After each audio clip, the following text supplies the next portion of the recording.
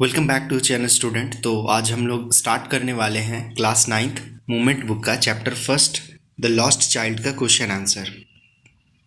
तो बहुत दिन बाद आज हम लोग स्टार्ट कर रहे हैं। कुछ दिनों से मैं तबीयत ठीक नहीं था। तो देखिए आपका जो फर्स्ट क्वेश्चन है, इस चैप्टर का मैंने वीडियो बना दिया है और एक्सप्लेनेशन कर दिया है वीडियो का। तो आप लोग एक बार उस वीडियो को भी देख लें, क्योंकि अगर वीडियो को देख लीजिएगा तो थोड़ा डीपली क्वेश्चन आंसर अगर कुछ आता है तो आप लोग कर पाएंगे। बाकी मैं जो मेन क्वेश्चन आंसर बुक में है वो भी करवा दे रहा हूँ। फर्स्ट क्वेश्चन है आपका, what are the things the child see on his way to the fair, why does he lag behind. मतलब कि बच्चा है जो कि रास्ते में मतलब मेले में जा रहा था तो क्या क्या देखता है और बार बार वो लेग बिहाइंड मतलब पीछे क्यों छूट जाता था। तो आंसर होगा आपका, the things the child see on his way to the fair are toys, dragon flies, black bee, a shower of young flowers, sweet shop, flower seller, balloon seller, snake charmer, roundabout, etc। तो रास्ते में इन लोग ये मेले में क्या देखता है, टॉयज देखता है, ड्रैगन फ्लाइज, ये सब चीज़ को देखता है। और ही इज़ लैगिंग बिहाइंड, वो पीछे क्यों छूट जा रहा था, because he is repelled fascinated by all the ever mentioned things. पीछे इसलिए छूट रहा था क्योंकि वो बार बार ये चीज़ फैसिनेटेड थिंग्स क्या हो गया कि वो आकर्षित करने वाला चीज़, मेले में हर चीज़ हमें आकर्षित करते हैं, तो वो सब चीज़ को देख करके पीछे छूट जा रहा था। He stand there looking at all these beautiful things, और क्या करता था, वो खड़ा होकर के वही देखने लगता था। सेकेंड है आपका, in the fair he want many things, what are they, why does be move on without waiting for an answer. देखिए फर्स्ट ही क्वेश्चन से जैसा ये भी है, इसमें आपको बताना है कि वो रास्ते में मतलब मेले में क्या क्या चीज़ चाहता था, क्या चीज़ ये खरीदना चाहता था, और क्यों वो बिना आंसर का, पेरेंट्स का आंसर का वेट किए बिना फिर जाता था। देखिए आंसर है आपका, in the fair he want many things as toys, sweets, a garland of gulmohar, a balloon. ठीक है, वो स्वीट्स भी चाहिए था, टॉयज भी चाहिए था, वो फूलों का माला भी चाहिए था। He move on he moves on without waiting for an answer because he know as he begs that his plea would not won't be heeded। मतलब वो वहाँ से बिना आंसर सुने वहाँ से आगे बढ़ जाता है क्योंकि वो जानता था कि ये जो मांग रहा है उसे मिलने वाला नहीं है। His parent will only says that he is a greedy thing are cheap and he is too old to have the things। और उसके पेरेंट्स कहेंगे कि ये कितना लालची है बच्चा, बार बार ये चीप थिंग्स, सस्ती चीज़ों को चाहता है। It means that he can see the cold cold stare और रिफ्यूज़ल इन देयर आइज। तो मतलब अपने सीधा से पेरेंट्स जो थे, उस पापा जो थे, उसके आंखों में देख लेता था कि मिलने वाला नहीं है, आगे बढ़ जाओ। ठीक है, उसके बाद थर्ड क्वेश्चन है, when does he realise that he has lost his way, how have his anxiety and insecurity been describe. तो बच्चा को कब रियलाइज़ होता है कि वो खो चुका है मेले में, और उसका जो एनग्जाइटी है, अंदर से जो एकदम अजीब सा लगना, वो कैसे इस चैप्टर में डिस्क्राइब किया गया है।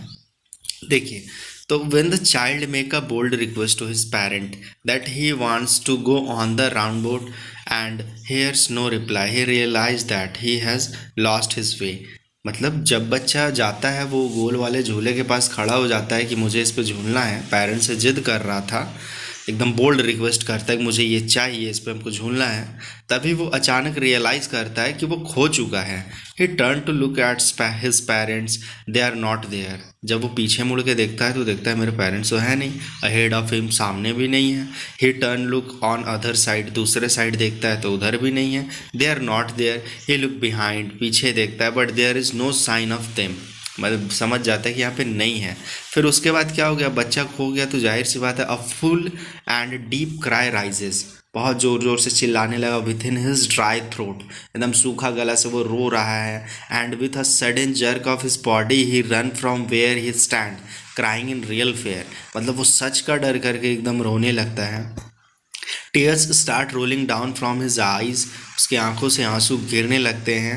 His flushed face is convulsed with fear, he feels helpless and run here and there in all direction, और इधर उधर भागना चालू कर देता है। ठीक है, उसके बाद आपका फोर्थ क्वेश्चन है, why does the child loose interest the things that he had wanted earlier. अब बच्चा मेले में जो जो इसे पसंद था, अब आगे ये सब चीज़ उसको नहीं चाहिए, उसका जो इंटरेस्ट है वो सब चीज़ से ख़त्म हो जाता है। क्यों ख़त्म हो जाता है, इस पर डिस्कस करते हैं। चलिए देखते हैं। द लॉस्ट चाइल्ड जो है loses interest in the things that he wanted earlier because he had lost his parents.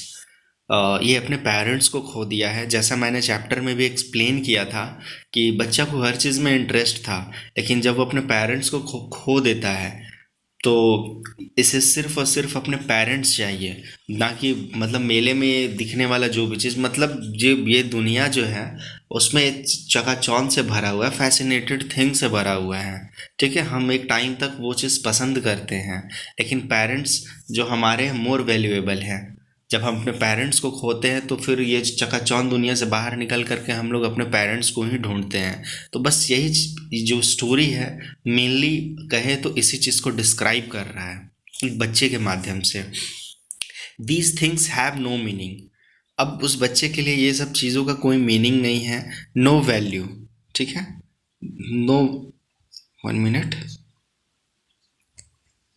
No meaning no value without his parent. उसके पेरेंट्स के बिना ये चीज़ों का कोई वैल्यू नहीं है, कोई मीनिंग नहीं है। He can't live without his parent, और वो अपने पेरेंट्स के बिना नहीं रह सकता है। They are all in all for him. ये जो उनके पेरेंट्स हैं इसके लिए सब कुछ है। ठीक है, अब फिफ्थ क्वेश्चन देख लीजिए। What do you think happens in the end does the child find his parents. तो बताइए, अपने अनुसार सोच के बताइए क्या पेरेंट्स मिले होंगे। तो आपको जैसा लगे, अगर लगता है यस तो यस पेरेंट्स मिल गए होंगे, और नो तो नो भी लिख सकते हैं। तो और मैंने जो लिखा है वो देख लीजिए। The end of the chapter does not tell us anything about what happen to the child. तो हम लोग जैसा बुक में पढ़े, लास्ट में हमें कुछ पता नहीं क्या हुआ। We can only guess that the lost child might have found his parent with the help of the man who rescue him and take care of him. ठीक है, तो मे बी वो जो लास्ट में एक आदमी इस बच्चे को संभाल रहा था, मे बी वो उसके पेरेंट्स के पास पहुंचा दिया हो, but this is only assumption. तो हम इसे एजम्पशन में कहेंगे कि मे बी हो सकता है। ठीक है, मेरे लिए ये क्वेश्चन कोई ज़रूरी नहीं है एग्ज़ाम में आए, बट आता भी है तो आप अपने अनुसार से लिख सकते हैं। चलिए ठीक है, तो अब हम लोग मिलते हैं नेक्स्ट वीडियो में। तब तक के लिए बाय एंड टेक केयर।